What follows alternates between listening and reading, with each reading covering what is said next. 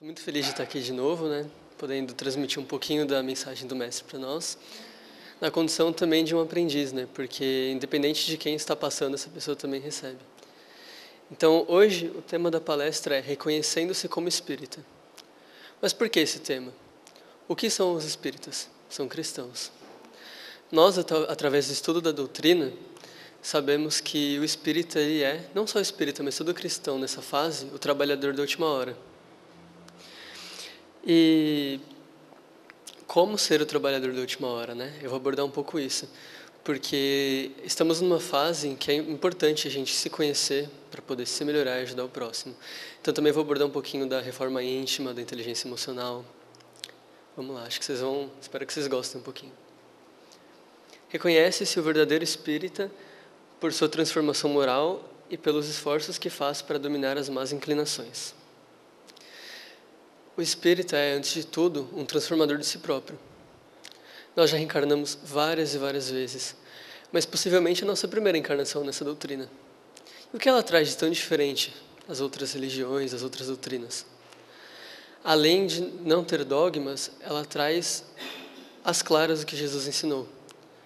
É como se por vidas nós encarnássemos, no Oriente, no Ocidente, tendo sempre aquelas mesmas crenças, e agora Deus permitiu que a espiritualidade descortinasse para nós um pouco mais da noção de nós espírito, porque as noções do mundo nós já temos. Então, de início, eu queria que a gente focasse no seguinte: essa encarnação que nós estamos aqui nesse meio reunidos é uma oportunidade alavancadora para o nosso ser. Devemos bem aproveitá-los. E por isso que devemos sempre bater na mesma tecla, a reforma íntima, a instrução. Porque não sabemos quando teremos uma oportunidade igual. Não é legal desperdiçá-la, O tempo está passando cada vez mais rápido e é importante que nós usamos bem esse tempo. Bom, eu queria começar falando lá da época de Jesus, os primeiros seguidores. No início, se a gente for parar para pensar, era mais ou menos parecido com agora, Eles tinham aquelas reuniões, muitas vezes tinham que ser secretas, porque eram perseguidos. E nós, infelizmente, muitas vezes deixamos em segredo que somos espírita para quem é de fora. Eles eram perseguidos muitas vezes, eles tinham que se reunir em segredo, às vezes à noite. E agora falando um pouco mais sério, às vezes eles tinham que ir até Jesus. Eles atravessavam cidades, caminhos a pé. Então os fiéis daquela época, eles tinham muitas dificuldades, porque eles iam até a palavra do Mestre. Ele ainda estava pregando na Terra. Estava transmitindo o seu conhecimento que hoje a gente tem tão claro através da doutrina. Nós já temos ele aqui, de muitas encarnações, agora estamos esmiuçando um pouquinho mais, que a doutrina veio esclarecer, e dentro de nós temos já esse conhecimento. Então olha só como é maravilhosa essa oportunidade. No início, os espíritos encarnados na Terra tinham que ir até ele, tinham que lutar, porque os imperadores, os reis da época eram contra, os ensinamentos do Mestre. Então, era uma luta para você conseguir ver ele. As pessoas faziam peregrinações. Hoje não, olha que lindo, temos a internet, temos o nosso coração, onde a gente armazena as lições de amor, de caridade. É só a gente fechar o olho, buscar refletir, meditar. Por que não vir até um centro? E o ensinamento dele está aqui dentro. Então, é muito interessante, se a gente for parar para pensar, que a gente tem um privilégio. Porque naquela época não se tinha esse privilégio, esse acesso à informação. A informação ainda nem tinha chegado à Terra antes dele. Porque já pararam para pensar por que o chamamos de mestre? Os espíritos de luz falam que ele é nosso único mestre. Por quê? Todos os outros seres que encarnaram com a missão de transmitir um pouco de amor e de conhecimento para a humanidade, o fizeram por permissão dele. Ele é o espírito mais superior que já pisou na Terra. E lendo um pouco dos livros de Kardec, a gente descobre que ele foi um dos espíritos que participou da criação da Terra. Ele estava desde antes disso aqui se tornar uma formação rochosa. Então, ele veio trazer o amor até nós. Ele foi escolhido por Deus para trazer todo o conhecimento universal. Daí o termo mestre, porque ele é que vem ensinar o amor primeiro. Todos os demais que vêm, posso dar como exemplo Gandhi, Sócrates, embora ele tenha vindo antes da encarnação do Mestre, o próprio Chico, eles vêm repassar a mensagem do Mestre. Então, se a gente for reparar, tudo, até uma peça teatral em algum centro que fala de amor, de caridade, tudo isso é apenas como se estivéssemos compartilhando do ensinamento dele. Ele é a fonte universal do amor para nós. Eu trouxe uma história, né, já que a gente está falando dos primeiros seguidores, vou ler para vocês. Conta-se que, quando Inácio foi preso, foi levado a Roma e colocado em um subterrâneo, onde encontrou amigos de fé. Ali ele se recordou de Jesus e por várias horas falou-lhes a respeito das bem-aventuranças do reino de Deus. Uma semana depois, milhares de espectadores lotaram o circo e a arena se encheu de feras vindas de várias partes do mundo. Elas não tinham sido alimentadas por uma semana, para lhes aguçar o paladar. Pedaços de carne lhes foram atirados. Naquela arena, os cristãos foram lançados animais e foram dilacerados de forma rápida. Homens, mulheres, crianças, e nenhum deles se intimidava diante da morte, pois eles tinham já, desde aquele momento, vivido o que é o amor de Cristo, vivido a real noção do que é servir a Deus. Contudo, de uma forma estranha, Inácio, que se encontrava entre eles, não foi tocado. Esperou que uma patada no tórax lhe despedaçasse, mas nenhuma fera lhe arrebentou o corpo. Vendo os seus amigos no chão, vendo que as feras já rejeitavam os seus restos, ele se ajoelhou na arena e orou a Jesus. Por quê? Por que fui poupado? Porque não tive a honra de morrer. Olha como é interessante, né? Isso mostra o quanto o cristianismo os conceitos do cristianismo foi desvirtuado de 2000 anos para cá. Antigamente se morria pelo mestre. Hoje, muitas vezes, o único momento que o ser tem de contato com Deus, com Jesus, é uma oração pedindo algo material. Então isso mostra o quanto a gente se perdeu um pouco no caminho, né? Naquela época, eles até morriam por Cristo. Então, um ser espiritual se apresentou à visão psíquica dele e lhe respondeu: Inácio, morrer é muito fácil. Perder o corpo numa só vez é um testemunho pequeno para ti. Tu, que ama tanto Jesus, merece algo mais penoso. Tu viverás entre pessoas que não te compreendem, que desconfiarão de ti. Estar firme no ideal, Inácio, no momento das dificuldades, este é o sacrifício maior. O Mestre deseja que vivas, para que a sua mensagem saia da tua boca e experimente a perseguição continuada, sem desanimar. A morte na arena é uma morte muito rápida para os que são bons e fiéis. Inácio teve a sua vida poupada. Os cristãos da época supuseram que ele houvesse negado Cristo e prestado sacrifício aos deuses de Roma para se salvar. A calúnia, a maledicência e a intriga semearam na comunidade cristã toda sorte de desconfianças. Ele jamais se defendeu, porque quem ama Jesus não tem tempo a perder com defesas improdutivas. Jamais se justificou, porque ele deveria prestar contas a seu rei, Jesus, e não aos seus pares, súditos como ele. Não disse uma palavra. Os anos demonstraram sua grandeza. Ele passaria a ser o modelo do cristão verdadeiro, o modelo daquele servidor primitivo de Jesus, elevado à categoria de bem-aventurado por seu testemunho de amor. Aqui acho interessante, o modelo daquele servidor primitivo de Jesus, o que é livre de todo esse dogma.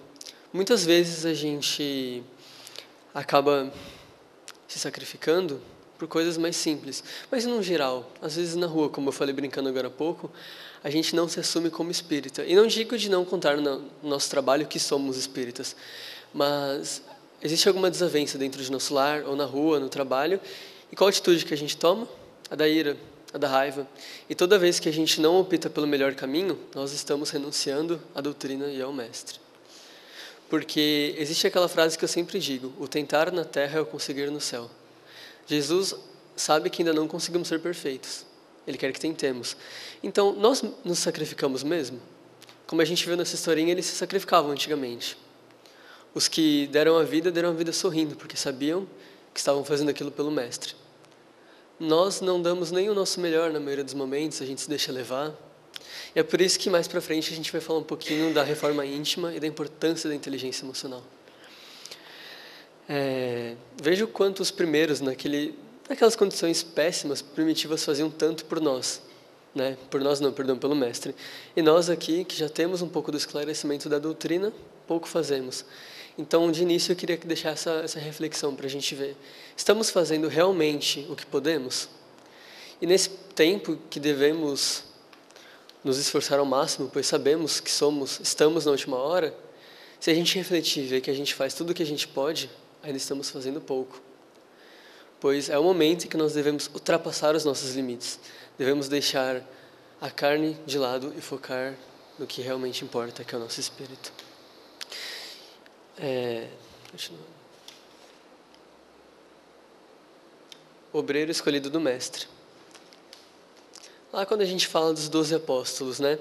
Jesus escolheu os grandiosos, os grandes filósofos. Ele escolheu os simples.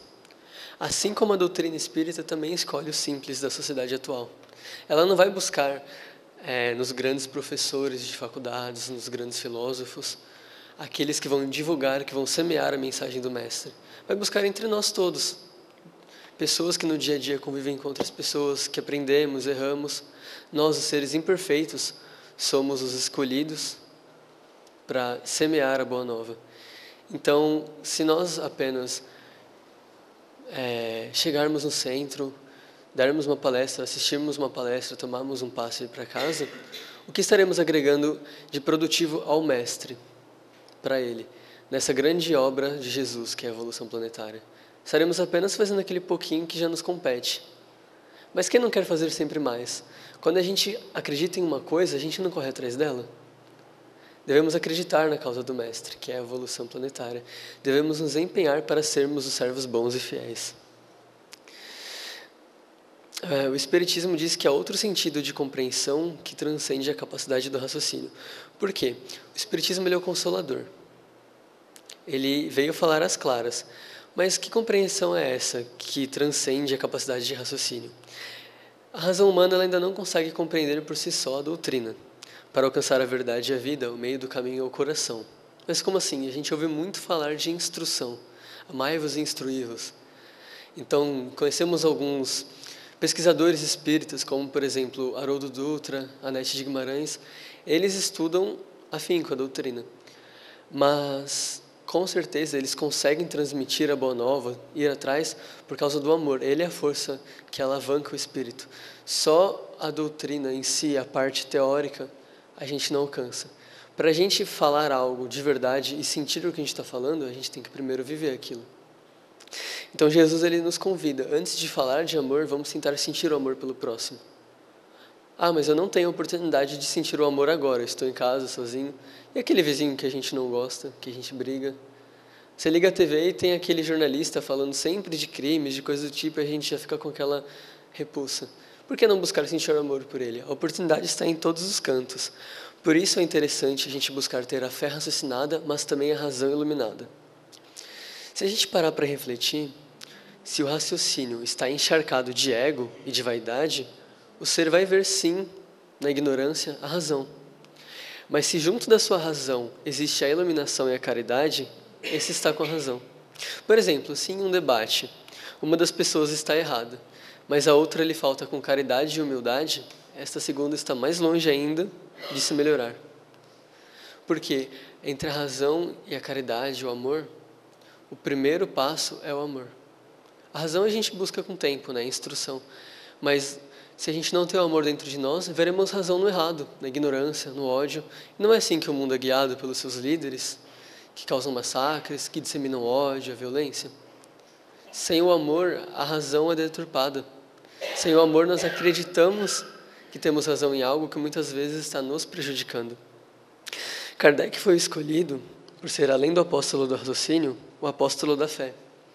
Embora não se fala muito nos livros de Kardec, e nos relatos que temos, ele também tinha muito amor. Mas não era aquele amor de fé cega. Ele era um cético, um estudioso, um grande cientista da época, que acreditava quando comprovado. E até por isso ele foi escolhido. Mas se a gente parar para refletir, vocês acham que ele era alguém sem amor? Alguém frio, seco? Apesar de alguns relatos dizerem que ele era um homem sério? Ser sério não significa ser frio. Kardec foi escolhido pois já era um grande espírito, ele tinha um grande amor. Foi trazido para o Brasil algumas cartas, alguns relatos, né, que a TV Mundo Maior está trazendo, o projeto chama Cartas de Kardec. Nessas cartas, que está começando a ser divulgada, a gente percebe que ele também era um ser que se preocupava com o próximo, apesar de nunca ter sido relatado isso nos livros. Ele ia até o próximo, até aqueles que necessitavam, ele fazia suas obras de caridade. Não só a caridade material, como a gente vulgarizou atualmente, mas a caridade da forma completa que ela se abrange. Faz 1,5 século que Kardec nos trouxe de volta à raiz do cristianismo, reequilibrando a razão e a fé, a força e o amor. E essa, diria eu, que é a principal característica espírita, esse equilíbrio entre razão e fé. Por quê? A fé, ela significa fidelidade, não é só crer em algo, é a fidelidade, no mais íntimo da palavra. Então, imaginemos que nós temos uma relação profunda com Jesus. Nós sentimos Jesus. Então a fé, o sentimento pelo Cristo, faz com que nós nos instruamos para gerar um raciocínio claro, para entender a mensagem do Mestre e assim passar ela para o próximo. Quando nós amamos alguém, a pessoa diz algo, nós acreditamos, mas de maneira cega. Muitas vezes a gente vai atrás para saber se aquilo é verdade. E por isso que a fé, que é a fidelidade que nós temos com o Mestre, faz a gente buscar o que ele prega. E o que ele prega através da doutrina? Amai-vos e instruí-vos. Por isso a importância da instrução. Quanto mais a gente buscar esse conhecimento, mais agrega para o nosso espírito. E mais a gente consegue transmitir ao próximo a boa nova. É preciso viver e sentir o amor, senão as palavras serão vazias. Quanto mais a gente sentir, vivenciar e agir conforme o amor, mais a gente consegue atingir o próximo com isso. Pois a boca fala daquilo que o coração está cheio. Eu poderia subir aqui, ter decorado tudo e só transmitir palavras prontas. Mas onde estaria o proveito para mim, para vocês disso, se não houvesse um amor, se não houvesse uma experiência por trás? Quando estamos conversando com alguém na rua, em casa, a pessoa passa por uma necessidade e a gente busca auxiliá-la com o pouco que a gente tem. A gente faz com amor, certo? Se estamos de cabeça cheia e só falamos uma frase pronta, algo clichê para ajudar, tem o mesmo efeito? Por isso o convite do Mestre para a gente buscar vivenciar o que é o amor, nos momentos mais difíceis do dia a dia, pois assim nosso espírito se enche dessa alegria pelo bem de se fazer ao próximo, senão seremos apenas seres vazios falando do nada. O espiritismo bem sentido vai além do espiritismo bem estudado. Por isso não existe fé raciocinada sem caridade bem aplicada. Quanto mais sensível o ouvido, mais ele consegue captar a beleza da música. E nós precisamos estar sensíveis ao que a doutrina vem nos esclarecer, pois o Espiritismo faz vibrar em nós fibras que em outros permanecem inertes. A doutrina é como uma bela canção, que só se ouve quando está em silêncio. Ela trata de amor, trata de reforma íntima, de caridade. Ela vem com sua sutileza no mundo tão deturpado pelo ódio, pela raiva, pela ignorância. Ela é algo sutil, simples. E para que a gente possa bem senti-la e bem aplicá-la, nós devemos nos desligar das maldades do mundo.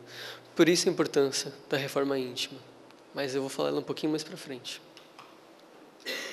Os trabalhadores da última hora. Ali eu coloquei uma imagem com o mundo todo porque muito se fala dos trabalhadores da última hora sendo os espíritas. Não só, é o mundo todo. O que seria a última hora, né? Aquele senhor saiu para chamar pessoas para trabalhar em sua vinha. Chamou as pessoas no começo do dia, no meio do dia, também chamou as pessoas na última hora de trabalho e pagou a todas igual. A gente para e pensa, onde está a justiça nisso, em pagar a todos igual? Né? Alguém trabalhou o dia inteiro e outro só chegou e fez um pouquinho ali na última hora. Mas espera, Jesus falava por parábolas. O que essa queria dizer? Significa que se a gente trabalhar o dia inteiro no campo, a gente tem que receber o mesmo que alguém que trabalhou uma hora? Não. Essa vinha seria o mundo. Quem contratou seria o mestre. E toda essa obra é o processo evolutivo da Terra. Então, os trabalhadores da primeira hora, muitas vezes também fomos nós lá atrás. Nós fomos convidados, porém negamos, não quisermos trabalhar. Ficamos na ociosidade. E o mestre vem novamente nos dar essa oportunidade de servir a ele. E a gente pensa, que bem teria trabalhar apenas 1 hora na obra do mestre? Agora, nessa altura do campeonato, é melhor não fazer nada. Muitas pessoas pensam assim, independente da idade, elas pensam, bom, já era agora. Muito pelo contrário. Num dos livros de Emmanuel, eu não vou lembrar o nome agora, me perdoem, ele diz que um único minuto de boa resolução em nossa vida, em que nós tomamos aquela decisão certa dentro de nós, no nosso íntimo, vale por milênios de reencarnações. Então, se nós estamos agora em âmbito espírita, no seio cristão, recebendo o conhecimento de que nós fomos convidados para trabalhar na seara do Mestre, esse é o momento perfeito em que todos nós aqui devemos olhar para dentro e refletir. Esse é o meu momento. Ou eu permaneço na ociosidade, ou eu trabalho para Cristo. Em todos os cantos existe uma obra do Mestre, se a gente for reparar. Aqui nessa palestra, todos nós estamos reunidos para quê? Para buscar conhecimento, para nos aproximar de Deus. Ali em frente tem uma igreja, eu acho que quebra-noite, as pessoas estarão reunidas da mesma forma. Às vezes alguém no trânsito para deixar uma pessoa atravessar, mesmo com o farol ainda aberto para a pessoa do carro, também é uma atitude boa. A gente pensa, mas não precisa ser cristão para tomar essa atitude. Não precisa ser cristão mesmo.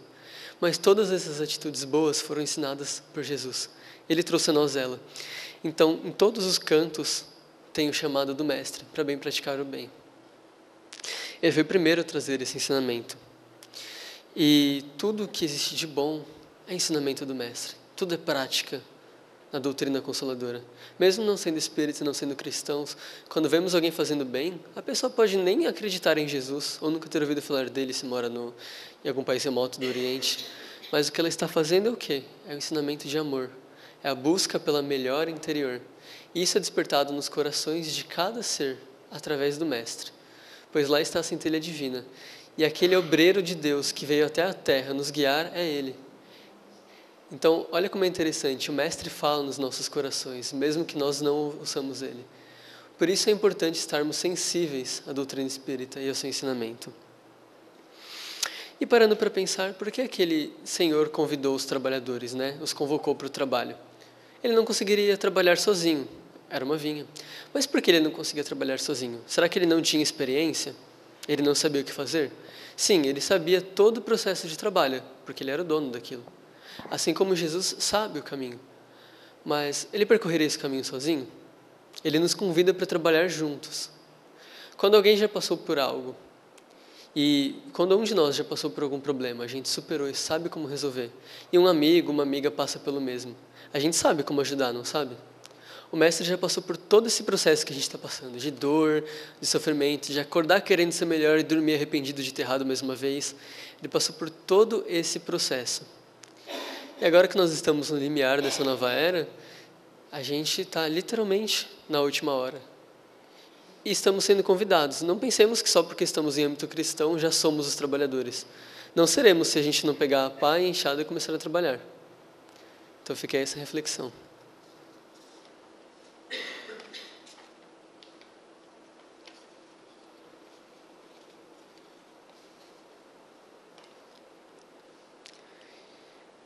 Bem, suponhamos que escolhemos trabalhar, fomos convidados e contratados. Numa empresa, normalmente, existe aquele período que eles nos adaptam a ela, nos dão aquele treino. Como trabalhar na obra do Mestre? Amai-vos e instruí-vos. Amai a Deus sobre todas as coisas e ao próximo como a vós mesmos. Mas como vamos conseguir amar o próximo se a gente dá bom dia toda vez para o porteiro e um dia ele olha de cara fechada e a gente nunca mais dá bom dia para ele? Aí nós não estamos trabalhando, né? Então, como que a gente se prepara para ser alguém melhor e servir? É a reforma íntima. É a transformação do homem velho, carregado de tendências e erros seculares, no homem novo. É trocar atitudes erradas por atitudes corretas. Erros por acertos. Fazer o melhor que formos capazes, sempre pensando no bem maior. E como Santo Agostinho nos instrui através dos livros de Kardec, se perguntar todos os dias, foi melhor o que pude? Muitas vezes nós não seremos, mas se a gente tiver andado isso aqui, cabe a nós transformar isso em ânimo, para no outro dia andar mais isso aqui. E de pouquinho em pouquinho a gente chega lá. Mas como assim trocar atitudes erradas por certas? Como fazer isso? Porque essa não é a nossa primeira encarnação que nós ouvimos isso. Vindos da igreja católica, evangélica, do hinduísmo, não importa. Sempre se prega a melhora do ser. Por que até hoje ainda não conseguimos? Por que é tão difícil? Muitas vezes nós nos irritamos, perdemos a cabeça, nos magoamos e guardamos rancor por causa de determinadas atitudes que ainda não sabemos lidar com elas. E acabamos descontando ou revidando no próximo. O verdadeiro espírita deve ser para a sociedade o espelho do Evangelho de Jesus. Mas como vamos conseguir ser esse espelho de Jesus se ainda somos o espelho do mundo? Se o mundo nos agride, revidamos da mesma forma. Quantas vezes já nos deixamos levar pelos maus pensamentos, pelas más tendências, né? Então, parando para refletir, é difícil, mas como conseguimos mudar, vencer essas más inclinações? A reforma íntima, ela não é uma receita de bolo. Ela é algo que parte de dentro de nós. É uma reflexão, é a aceitação de quem somos. E principalmente a perseverança. Porque quando nós buscamos o autoconhecimento, né? Porque o tema da palestra central é reconhecendo-se como espírita. Mas o que é o espírita? Ele é um ser que está buscando a sua reforma interior para poder ajudar os outros a se reformarem por fora. O espírita, ele é um servo do mestre. Ele deve ser o espelho de Jesus. Então, a reforma íntima, quando a gente se conhece, percebemos o tanto de erro que nós temos dentro de nós, o tanto de coisas a melhorar, e causa um certo desânimo. É por isso que temos que ter forte a fé, a perseverança. E não a preguiça, porque tem gente tão preguiçosa que tem preguiça até de viajar no astral quando dorme. E não devemos ter essa preguiça. A gente deve, a cada dia, buscar essa renovação, essa transformação, perceber, ainda errei, mas posso melhorar. E como fazer essa reforma íntima, então, já que ela é tão complicada? Existe uma ferramenta importantíssima para alcançar essa reforma. Ela é a inteligência emocional. Por que inteligência emocional? A gente vem no centro, ouve que devemos ser melhor, perdoar e não ter rancor. Chega em casa, briga com o irmão, o coração já acelera. E aí, o que é isso? É uma sensação, uma emoção da hora. Como que a gente vai conseguir ser melhor se ainda vamos tratar esse irmão igual todos os sábados quando voltamos da palestra? Devemos ter essa inteligência emocional dentro de nós, saber lidar com o que está na nossa frente. Essa imagem é simples, mas por que ela é tão fundamental? A gente só consegue alcançar essa reforma interior quando a gente muda as atitudes diárias do dia a dia, a cada momento. Porque essa mudança, ela não parte de criar uma filosofia de vida e se transformar num ser manso e pacífico. Isso a gente alcança no dia a dia. Quanto mais a gente busca se melhorar, mais Deus dá situações difíceis para nós. É o treinamento, para um dia poder trabalhar na seara do mestre realmente, nessa vinha. Então nós devemos buscar a inteligência emocional. E ela serve para a gente conhecer como somos, por que somos e onde melhorar. A prática antecede a espontaneidade. Uma frase de Joana de Ângeles. Isso é, encarnamos para melhorar dentro de nós. Porém, encarnamos juntos para ajudar a ser e ser ajudado. Eu te ajudo, você me ajuda. Se fosse assim, cada um teria sua planetinha, seria muito fácil. Daí a importância dessa reforma. Amai-vos e instruí-vos pode, nesse caso, ser traduzido assim. Se ama a Jesus, ama também ao seu próximo. Se os ama, busca se conhecer e se melhorar. Pois quem ama quer ser uma ferramenta melhor para aquele que ama. Quer ser uma ferramenta melhor para a obra do Mestre. Então, a reforma íntima só acontece quando conhecemos a inteligência emocional para fazê-la. Então, para ter inteligência emocional, precisamos enxergá-la dessa forma. O homem dotado de inteligência emocional, ele é diferenciado pelas suas habilidades de saber refrear os instintos, de trabalhar em equipe, de se respeitar. Bom, aqui é um conceito do dicionário mesmo. Aceitar os saberes e as capacidades do próximo. Mas vamos focar nessa parte aqui. Saber refrear os instintos. Por quê? O tempo de reação dos nossos instintos no nosso corpo biológico, ele é muito curto. Isso é proveniente do nosso grau de evolução. É claro que isso atrapalha um pouco. Então, muitas vezes a gente age antes de pensar. Isso é biológico, mas também é do espírito. Porque o corpo e o espírito se completam. Mas como que a gente consegue, então, já que nosso corpo é limitado, frear esses instintos? É através da prática. Não tem uma receita de bolo. É errando hoje, errando amanhã, errando por 2, 3 encarnações, mas já tendo a fé e a noção dentro de nós de que esses erros são necessários para um acerto. Então, eu nem vocês, nós não vamos sair daqui hoje aptos a sermos seres perfeitos. Não. O que eu quero é que nós saiamos hoje com a noção de que erramos sim, mas temos que saber que estamos errando para um dia acertar. Buscar esse caminho, mesmo que rastejando ainda.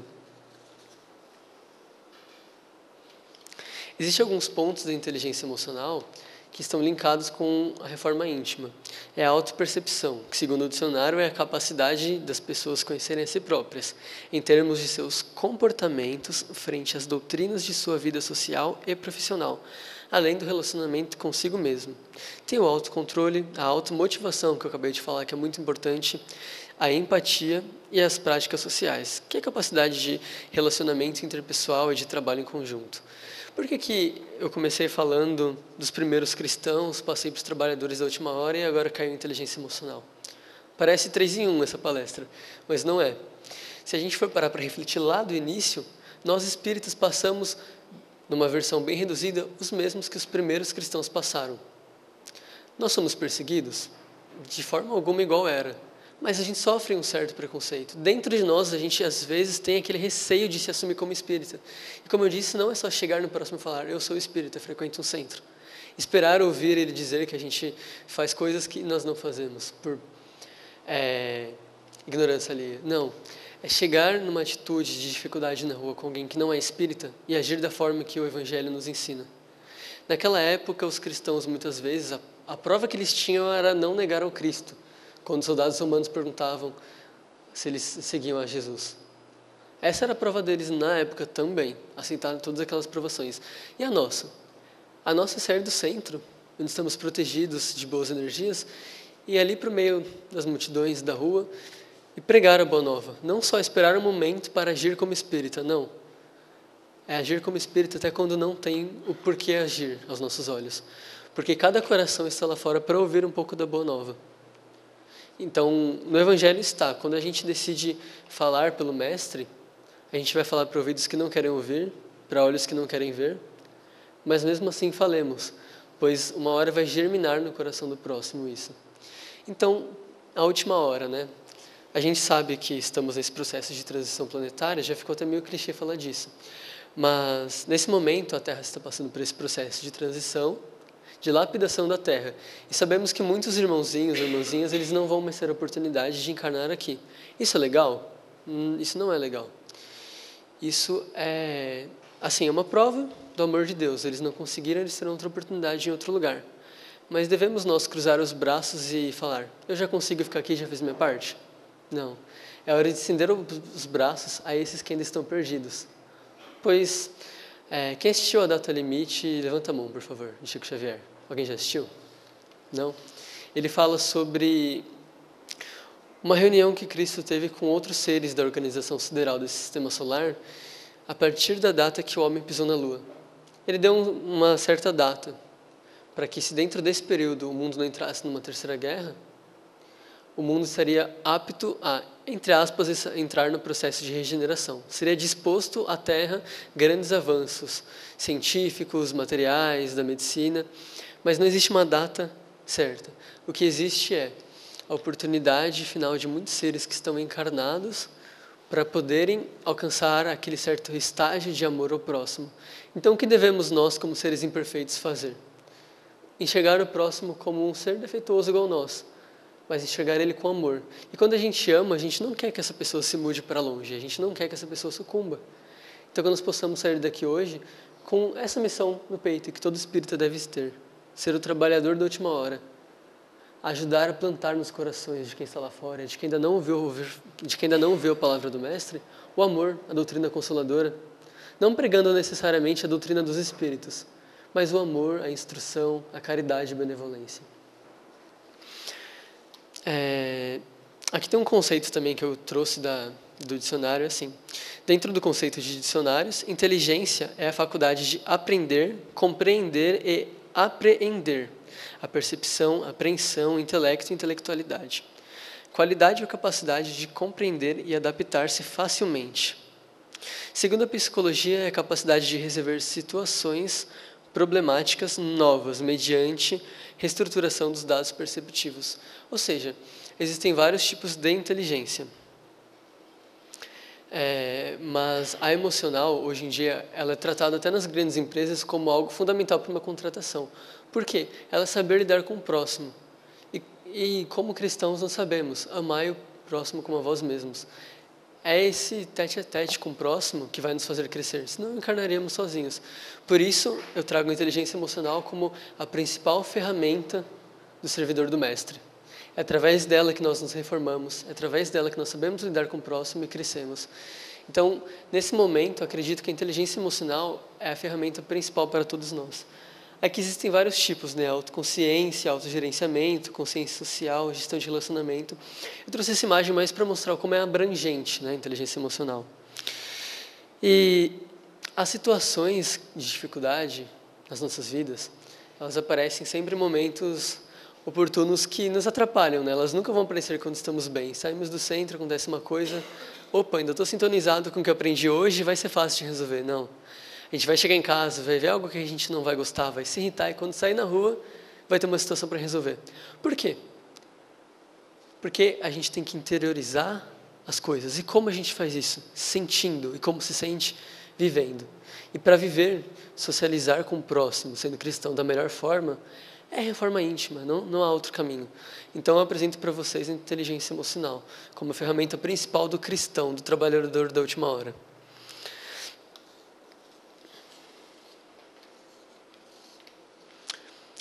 Porque para a gente entender melhor o próximo, a gente tem que enxergar nós mesmos nele. Isso é psicologia. E como enxergamos? A gente vai pegar a nossa melhor qualidade e ver se ele tem, se não tiver ela é inferior? Não. A gente se conecta. O ser humano tem essa mania. Se conecta pelos defeitos, pelos problemas.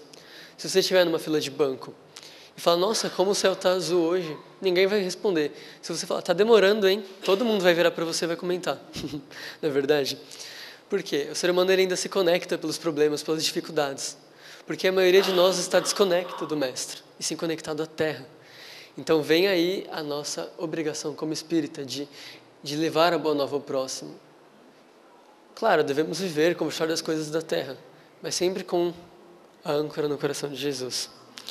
Então, agora nesse final, eu gostaria de propor uma reflexão rápida. O que vocês estão sentindo? Reflitam com vocês mesmos, após essa exposição. Eu só dei uma pincelada por cima de tudo, porque a reforma íntima a gente sabe, ela demanda tempo, demanda trabalho, e nem um seminário com 20 horas conseguiria passar tudo. Mas o que estamos sentindo? Quais sentimentos, quais percepções tiramos dessa exposição? Será que, se nós deixarmos de lado um pouco o nosso velho jeito de enxergar as coisas e colocarmos a lente da doutrina, nós conseguiremos interpretar de algum modo melhor o que foi passado? Porque muito se fala de inteligência emocional hoje em dia. Mas para estudar ela, a gente está usando a inteligência emocional? Ou a gente vai com aquela nossa percepção? A gente aborda as coisas que aparecem com aquela nossa percepção limitada. Por isso que a inteligência emocional é uma chave para o espírita. Ela vem descortinar esse mundo novo, vem descortinar os novos conhecimentos que estão por aí.